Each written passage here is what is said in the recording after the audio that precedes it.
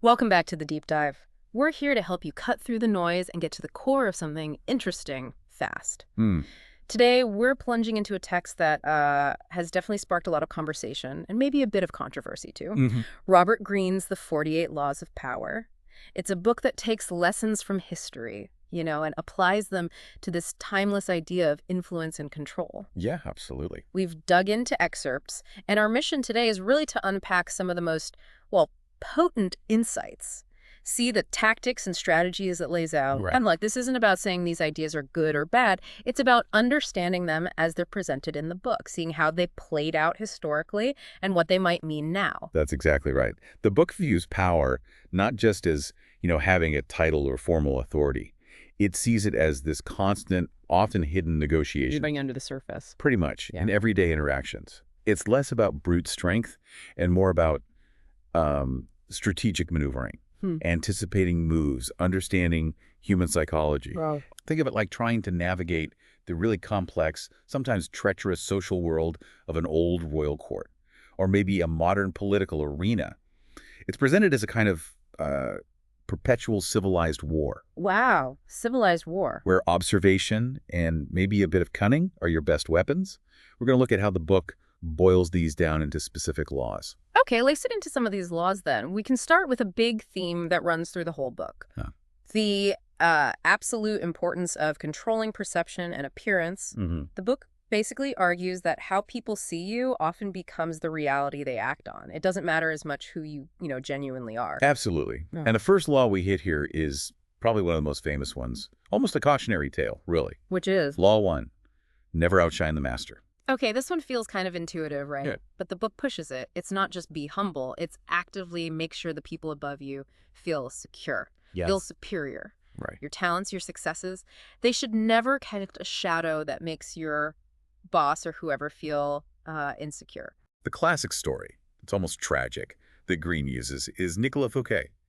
He was the finance minister for the young King Louis XIV in France. Okay. Fouquet was brilliant, maybe too brilliant, and incredibly wealthy. He decided to throw this just unprecedented party at his amazing chateau, Vaux-le-Vicomte, supposedly to honor the king. And from what I've read, it was spectacular. Like the gardens were designed by Lenotre, the guy who later did Versailles. The very same. The food by Vatel was legendary. Molière premiered a play. I mean, everything was perfect, Yeah. designed to impress Louis. So what went wrong? Well, instead of feeling honored, Louis XIV felt small, diminished. Fouquet's incredible wealth, his sophisticated taste, it just highlighted how, well, maybe less impressive the young king's own court felt at the time. Uh-oh. The party felt less like a tribute and more like Fouquet showing off his own independent power, his connections, charming everyone right under the king's nose. That's wild, just because he threw a better party. Essentially, yes. It felt like a direct challenge. Like Fouquet was visually outshining the master, and the consequence was swift and brutal. What happened? The very next day, Fouquet was arrested. He was eventually imprisoned for life. The book suggests the charges were mostly fabricated. Wow. And then Louis XIV started building Versailles, deliberately using Fouquet's own architects and designers, Lenotre included, but on a scale that would leave zero doubt about who had the real power and wealth. So, a direct response to feeling outshone. The book also mentions Cesar Borgia, briefly, right? That he couldn't stand someone else being effortlessly charming. Yeah, Astor Manfredi. Borgia felt so insecure, apparently, that Manfredi's natural charisma was enough of a threat for Borgia to have him killed, just for being popular. That's intense. What these stories really hammer home is that subtlety is key with superiors. Obvious flattery can backfire. But the book suggests things like making your master look smarter, asking for their advice to subtly stroke their ego. Or even giving them credit for your ideas. Exactly. The goal is be useful, indispensable even, but never seem like you're competing for their spotlight or making them feel inadequate. It really makes you think, doesn't it? In a modern workplace, how often might someone's success unintentionally trigger that insecurity in a boss? It's a reminder that managing the perception of your success is maybe just as critical as the success itself. For sure. And while Law 1 is about dialing it back, other laws explore how to deliberately grab attention. Which brings us to Law 6, court attention at all costs, often paired with create an air of mystery. Okay, that sounds almost like the opposite of Law 1. They serve different purposes, depending on your situation. Law 6 is about standing out. The world's noisy, lots of people want attention.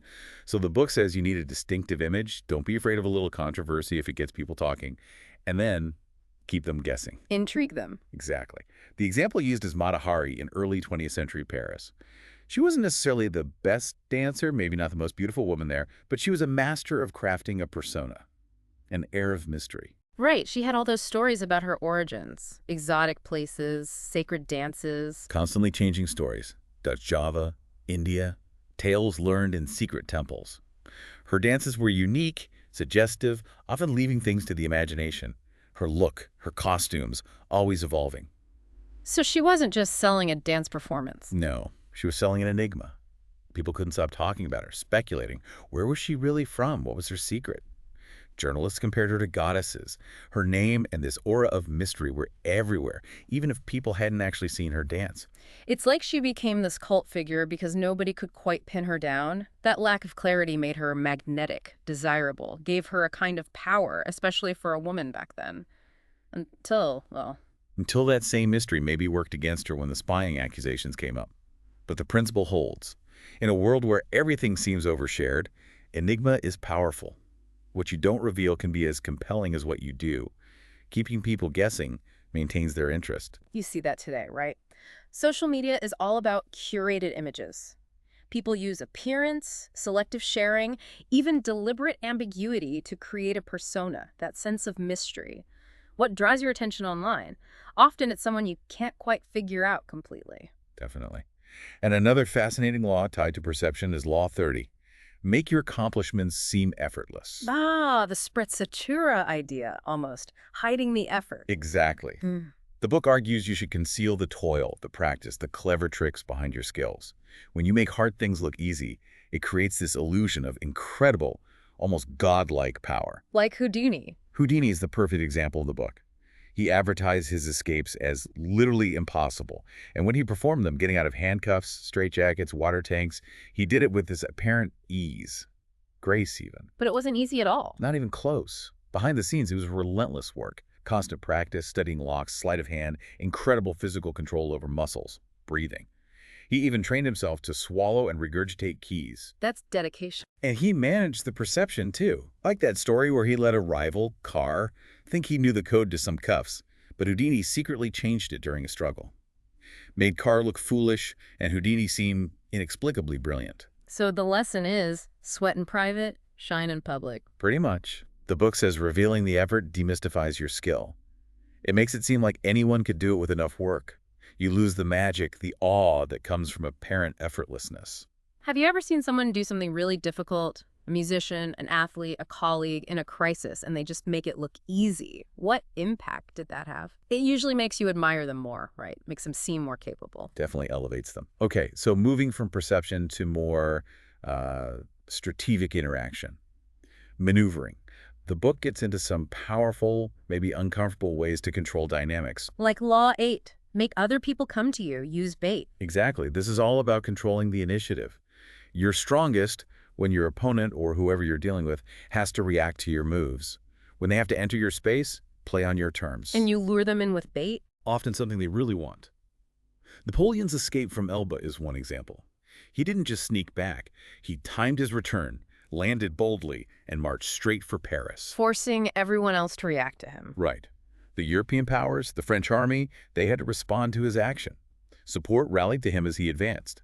He made them come to his play. There's another, maybe more crafty example in the book. The Yellow Kid. Ah, yes, Joseph Weil, a master con artist. Yeah. He wanted this wealthy guy, Asbury Harpending's money. But he couldn't just ask for it. So he created this elaborate distraction, a fake diamond mine deal. Playing on Harpending's greed. And his desire for adventure made Harpending want this potential fortune so badly he'd willingly travel, invest time, come to Beale. But the mine was just the setup. Smokescreen. Exactly. Right. The real bait was a staged boxing match bet. Weil set it up so Harpending thought he was in on a fixed fight. Harpending then willingly handed over a huge chunk of cash, not for the mine, but supposedly to handle this gambling issue and protect his bigger diamond deal. He walked right into the trap, lured by his own desires. So the takeaway is patience, understanding desire, and manipulating things so others feel they have to come to you. Control the initiative. Think about marketing today. Lost leaders, free trials. Or negotiation tactics, starting with a low offer. Mm. They're all designed to pull you into their frame. Have you ever felt drawn into someone else's agenda because they dangled something you wanted? All the time. Okay, speaking of manipulating perception based on desire, Law 21 is fascinating. Play a sucker to catch a sucker, seem dumber than your mark. This one taps into a really common human weakness: intellectual vanity. People love feeling smarter than others. So you play dumb. Essentially, yes. By appearing less intelligent, less sophisticated, maybe a bit naive, you completely disarm their suspicion. They get so confident in their own superiority, they just don't see you as a threat or capable of complex maneuvering. Like those prospectors in the Diamond Hoax story, Arnold and Slack. Exactly. They showed up in New York looking like total country bumpkins. Ill-fitting clothes, wide-eyed about the city. They seemed completely out of their depth. Just simple guys who stumbled onto something big. And the sophisticated financiers, the experts from Tiffany's, the tycoons, they just couldn't believe these apparently unrefined guys could pull off a massive scam. Their own sense of superiority blinded them. They felt smarter, so they dropped their guard. Even when things maybe didn't add up perfectly. Right. They were so convinced Arnold and Slack were naive, they thought they needed to protect the prospectors from other schemers. Never suspected the prospectors themselves were the masterminds who'd salted the mine with purchased gems. Wow. The lesson there is pretty stark. Underestimating someone based on appearances or perceived intelligence can be a huge mistake. Flatter their ego by seeming less capable, and they might just miss what you're really doing. How often do first impressions or stereotypes dictate who we trust or suspect? Are we sometimes too quick to judge capability based on presentation? Good question. Okay, one more on strategic maneuvering for now. Law 22, use the surrender tactic. This sounds counterintuitive again, right? Surrender in a book on power. Yeah, that doesn't quite fit.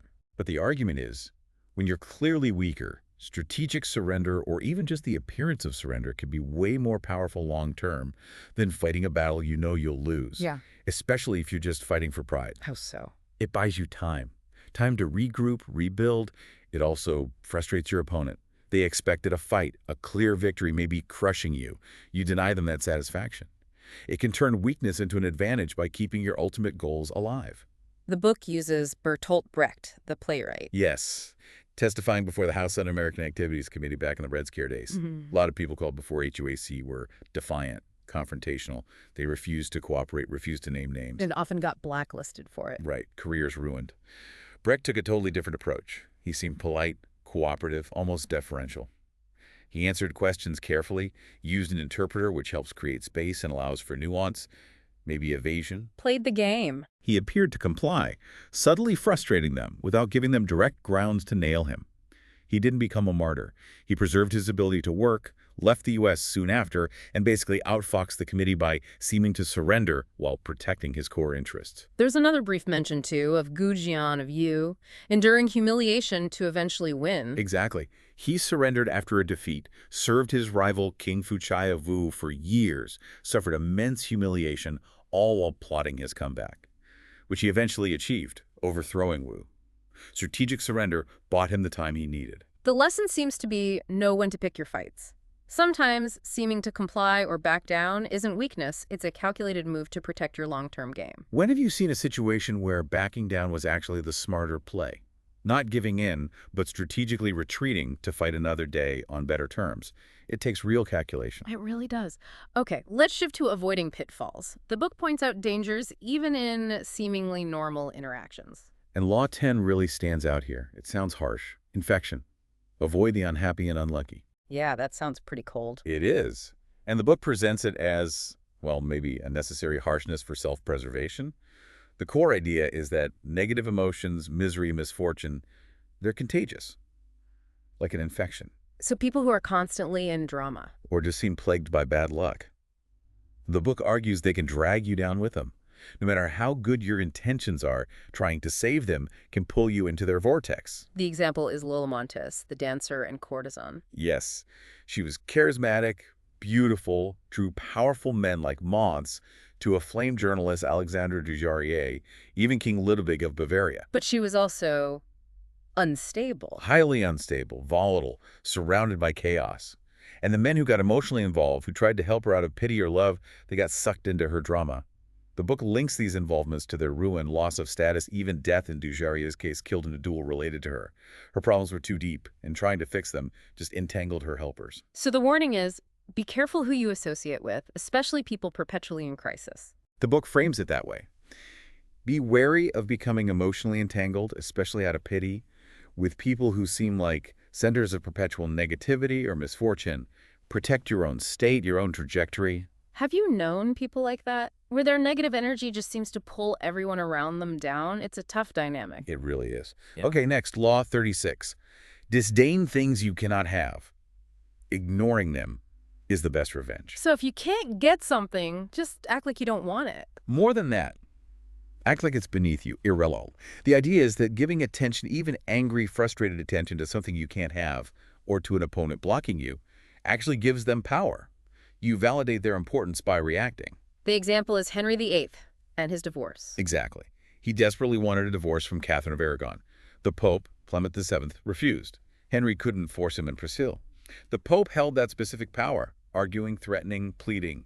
None of it worked. So what did he do? He just ignored the Pope's authority entirely. He broke England away from the Roman Catholic Church, declared himself head of the Church of England, banished Catherine, married Anne Boleyn. Problem solved, from his perspective. By treating the obstacle with disdain. By acting as if the Pope's refusal simply didn't matter to him anymore, he removed the Pope's leverage by sidestepping the whole system. The lesson is, you don't have to engage every fight. Sometimes the most powerful move is to simply turn away, act like the opponent or the unobtainable thing is beneath your notice. It denies them the power of your reaction. Where might ignoring a petty conflict or something frustrating be more effective than getting sucked into it? It takes discipline not to react sometimes. It really does. And one last pitfall the book highlights. Law 46, never appear too perfect. Wait, after the law about seeming effortless, now we shouldn't seem too perfect. It's a refinement. Appearing flawless, too successful, especially if it looks easy, breeds intense envy. And envy, the book warns, is dangerous because it creates hidden enemies. Often among people close to you, colleagues, friends who feel diminished by your perfection. The story of Joe Orton, the playwright, and Kenneth Hallowell. A tragic example. Orton had this dazzling talent, charm, rapid success. Hallowell, his partner, also a writer but less successful, more fragile, became consumed by envy. And Orton didn't manage that well. The book suggests Orton's effortless brilliance, maybe combined with an inability or unwillingness to handle Hallowell's deep resentment, which Hallowell apparently saw reflected in Orton's own diaries, fueled Hallowell's breakdown, leading eventually to him murdering Orton and killing himself. That's horrific. The takeaway is that success creates envy. It's almost unavoidable, especially with those who measure themselves against you. So the book suggests it can be smart, strategically, to occasionally show a harmless flaw, admit a minor vice, reveal a small vulnerability. To seem more human. Exactly. More relatable. It can deflect some of that dangerous resentment by making you seem less like an unattainable, perfect object of comparison. Have you felt that friction when a friend or colleague suddenly becomes wildly successful? How might showing a little imperfection make someone more likable, less threatening, even when they're achieving great things? It's a delicate balance. Okay, our last theme is about adaptability, flow, embracing change, and unpredictability. Starting with Law 45. Preach the need for change, but never reform too much at once. Logically, change is good, right? Progress requires it. But the book stresses that fundamentally, people are creatures of habit. They resist sudden radical shifts. Too much change, too fast, even if it's logical, feels traumatic and sparks revolt. Like Thomas Cromwell under Henry VIII. Precisely. Cromwell was incredibly effective, but also incredibly fast and brutal with his reforms, dissolving monasteries, imposing Protestantism, tearing down the old church power structure. He got the job done for Henry. He did. But the speed and ruthlessness caused immense pain, huge resentment, major rebellions across England. And all that unrest eventually gave Henry a reason or an excuse to turn on Cromwell and have him executed. Cromwell became the scapegoat for the turmoil his rapid changes created. So the lesson is about pacing, understanding the human tolerance for change. Right.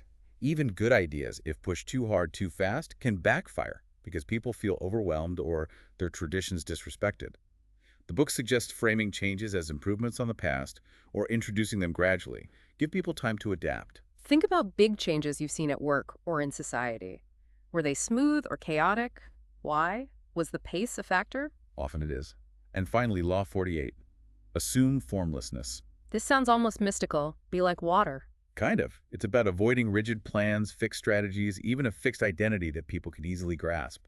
Being adaptable, fluid, elusive makes you incredibly hard to attack. Your opponents can't predict you, they can't pin you down. The example is Mao Zedong in the Chinese Civil War. Yes. The Nationalist Army fought conventionally.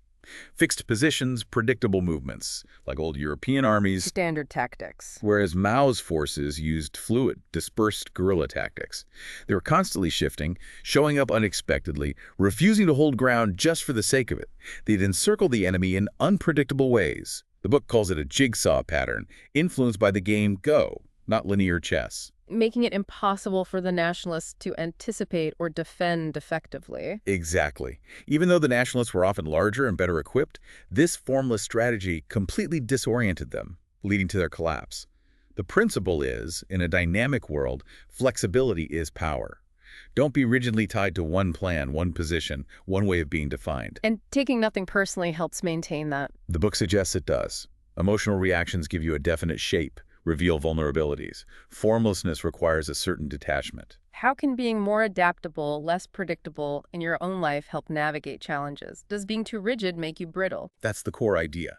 The ability to flow, to change shape, makes you much harder to control or defeat. And that pretty much brings us to the end of this deep dive into Robert Greene's The 48 Laws of Power. We've touched on controlling perception, strategic moves, avoiding pitfalls, staying adaptable, all through the lens of these historical stories and the principles the book pulls from them. And the value, as the book really frames it, is in recognizing these patterns out in the world, seeing the dynamics at play, understanding maybe the hidden motives behind things. Whether you ever use these tactics yourself or just want to understand them to, defend against them, that critical observation is key.